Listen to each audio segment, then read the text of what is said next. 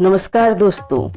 भगवान श्री राम को मर्यादा पुरुषोत्तम के रूप में जाना जाता है और वो स्वभाव से बहुत ही संयमित, धैर्यवान और शांत थे।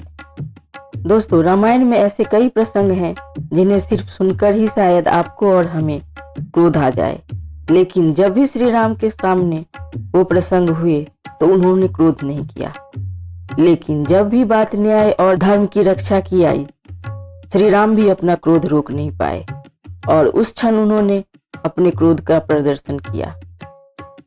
तो आइए दोस्तों, आज हम जाने किन हालातों में प्रभु श्री राम ने अपने क्रोध को जाहिर किया। दोस्तों, बालकांड में कागभूषुंडी का वर्णन आता है। जब वो श्री राम की रोटी लेकर बार बार उड़ जाते हैं, उस समय श्री राम एक छोटे बच्चे थे।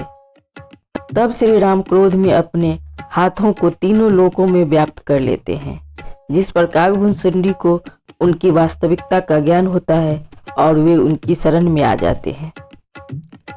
फिर जब 14 वर्ष के वनवास के दौरान शूर्पणखा माता सीता के साथ दुर्व्यवहार करती है, तो उस समय श्री राम अत्यधिक क्रोधित हो जाते हैं और वो उस समय उन्हें दंड देने को कहते हैं।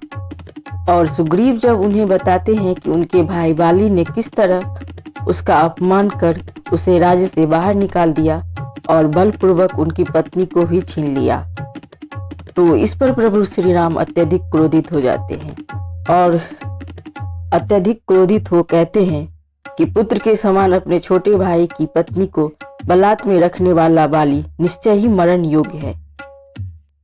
और जब सुग्रीव श्री राम को सीता माता की खोज में दिया हुआ वचन भूल जाते हैं और भोग विलास में विलिप्त हो जाते हैं, तो श्री राम क्रोधित हो जाते हैं और लक्ष्मण के हाथों ये संदेशा भिजवाते हैं कि बाली के प्राण लेने वाले बाण अभी भी उनके तरकस में हैं और साथ ही वो मार्ग भी बंद नहीं हुआ से बाली स्वर्ग को गया है।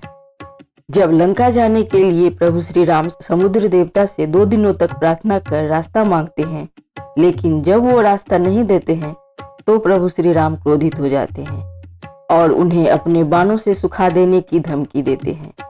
तब लक्ष्मण उन्हें समझा बुझाकर शांत करते हैं और फिर समुद्र देवता क्षमा मांगकर उन्हें सेतु बनाने का सुझाव देते हैं।